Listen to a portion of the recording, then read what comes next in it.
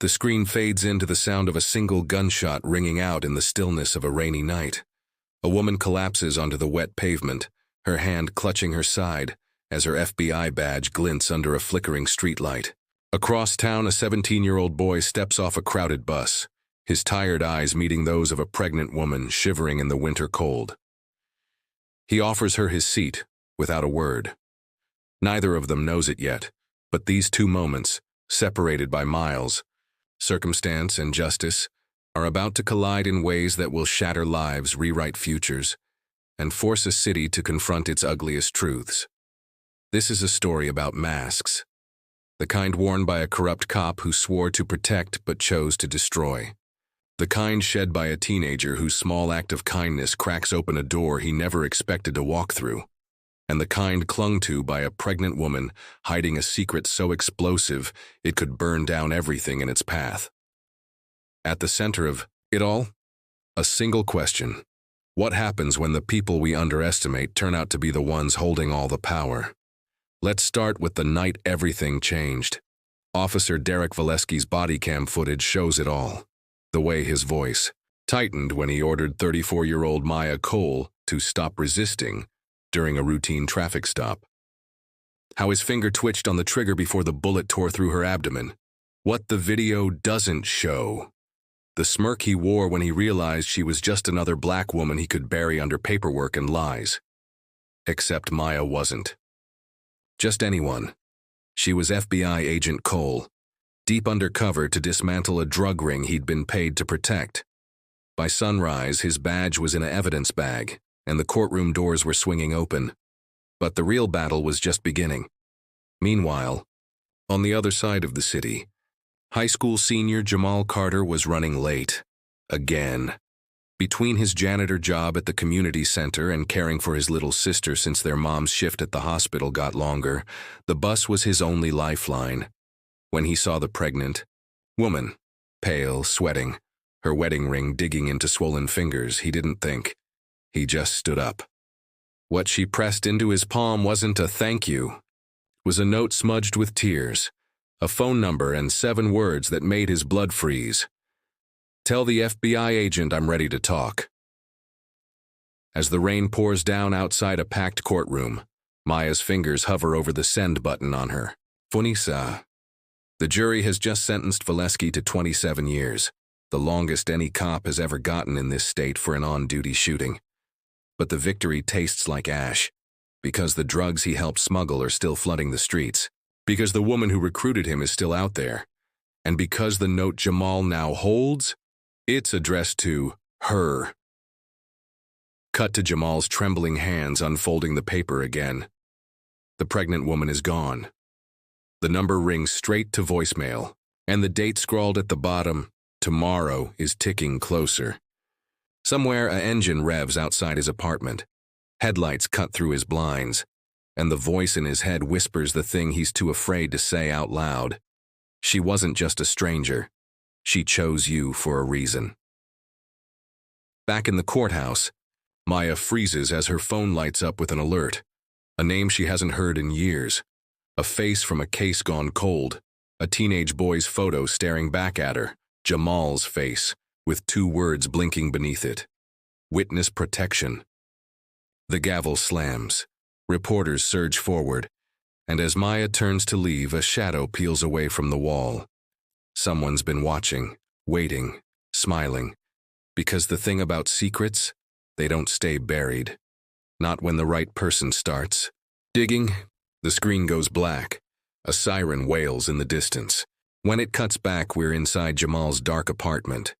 The note's gone, the window's open, and the only sound is the steady drip of the faucet, or is it footsteps, as text flashes. Part 1 of 3 But here's what you need to know. Before hitting next, that pregnant woman, she wasn't just running from someone, she was running to someone. And the bullet Maya took? It wasn't the first meant for her that night. But that's the thing about triggers. Once you pull one, everything unravels. Everything. The rain hasn't stopped since the sentencing. It drums against the courthouse windows as Maya Cole limps down the marble stairs, her hand pressed to the bandage beneath her blazer. The wound still burns, but it's the coldness in her chest that worries her, the way her fingers won't stop shaking, even now. She'd known this case would cost her, just not how much. Across town, Jamal Carter stares at the empty spot on his kitchen table where the note had been. His little sister, Naya, sleeps in the next room, her math homework still open to a half-finished equation. He checks the window again. The headlights are gone, but the street feels too quiet, like the whole neighborhood is holding its breath. He digs his phone out of his pocket, types the number from memory, her number, but stops before hitting call. What if it's a trap? What if the woman was lying, or worse, what if she wasn't? Let's rewind. 3 days before the shooting, Maya's undercover in a warehouse by the docks, posing as a buyer from out of state. The air reeks of salt and diesel and the man across from her. Valesky's contact keeps a hand on his gun as he talks. New product, he says, sliding a bag of pills across the table. Stronger, cheaper, kids'll eat 'em like candy. She nods, plays along, asks the right questions. But her wire picks up something else. A voice in the background, sharp and familiar. A woman's laugh. The recording's fuzzy, but Maya would know that sound anywhere. Lena. The name alone makes her jaw tighten. Lena Reyes, the ghost she's been chasing for 2 years. The one who built this empire. The one who always slips away. Now, in the courthouse parking garage, Maya leans against her car, breath fogging in the cold. The alert on her phone glows. Jamal's face, his name, his address. Why would Lena care about a teenager from the east side? Unless he's not just a witness. Unless he's leverage. Her thumb hovers over her partner's contact. Don't, a voice warns. Not yet. Not until she knows who's listening. Back at Jamal's apartment, the faucet drips. Plink, plink, plink. He jumps at the sound, then laughs at himself. Get it together, he mutters, grabbing a rag to tighten the valve. But when he bends under the sink, he freezes. Tucked behind the pipes is a small black device, blinking red. A camera? A tracker? His throat goes dry. How long has it been? There. Who put it there? The pregnant woman? The cops? He stumbles back, knocking over a bleach bottle. The crash wakes Naya. Jamal?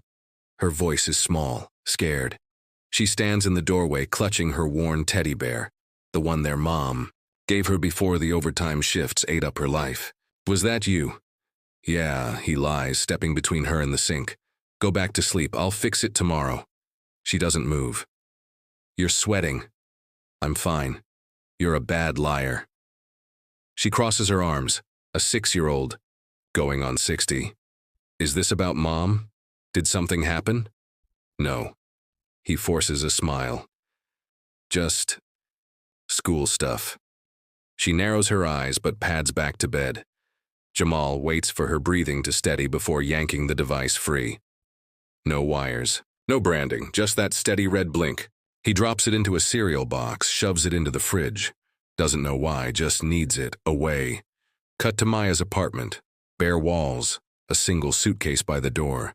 She's never stayed anywhere long enough to unpack. Not since Lena burned. Her last safe house.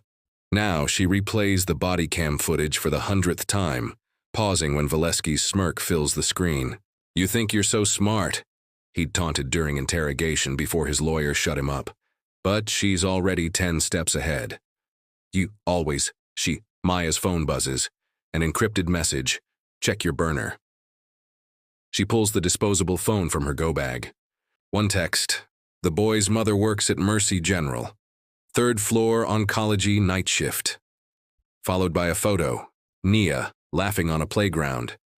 Jamal's face photoshopped beside a headline. Teen dies in apparent gang shooting.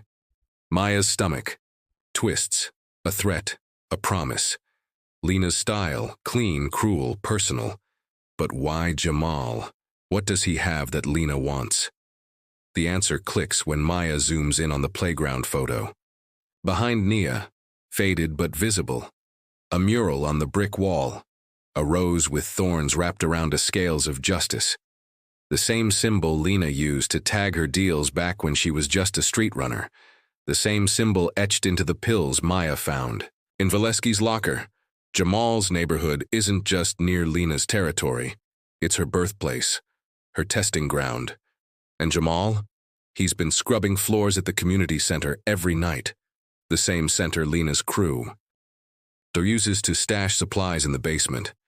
The same center where, security cameras show, the pregnant woman had been lurking for weeks before she met Jamal on the bus. But here's what Maya doesn't know. That woman, Emily, if that's even her real name, isn't just the informant. She's Lena's niece, the one who tried to run, the one who stole something, a ledger, a list, a secret that could send Lena's empire crumbling. And before Emily vanished from that bus stop, she did one last thing. She slipped that note to the only person she thought Lena wouldn't suspect. A kind kid, a nobody. Jamal. Now, Lena's losing patience. Her men sit in a van outside Mercy. General watching Jamal's mom through the hospital windows. Easy grab, one says, use her as bait. Lena lights a cigarette, her red nails glowing in the dark. No, he'll come to us. They always do. But Jamal's not running. Not yet. He's at the community center, mopping floors, his eyes darting to the basement door. It's always locked. Tonight it's slightly open. He glances at the security guard, asleep at his desk per usual, and steps closer. Voices drift upstairs. Harsh. Urgent. Tonight, the kid knows. His phone vibrates. A unknown number. Leave. Now. He hesitates. The voices rise. Kill the sister if he talks. Jamal bolts. Out the back door. Into the alley. His feet pound the pavement as rain soaks through his hoodie. He doesn't see the car until its headlights trap him against a dumpster. The window rolls down. A woman's voice. Get in. Now. It's her. The pregnant woman. Except she's not pregnant anymore. And she's holding a gun. You took something that doesn't belong to you, she says. The safety clicks off. Give it back or I swear I'll... Tires screech. Another car slams into hers, metal screaming. Maya Cole spills out, gun drawn, badge flashing. FBI, drop it. Emily freezes. Looks at Jamal, looks at Maya, laughs. You have no idea what you're doing.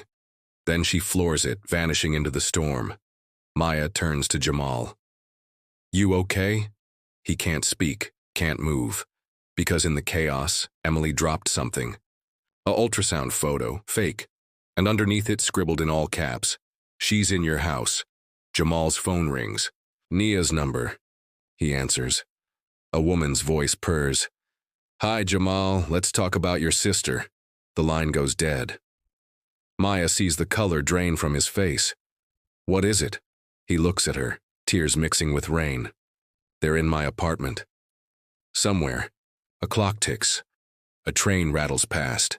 And Lena Reyes smiles, watching the live feed from Jamal's fridge. The boy's face pale with fear. The FBI agent, torn between duty and guilt. And Nia, sweet, fierce Nia, humming to herself in the next room, unaware of the shadow creeping toward her door.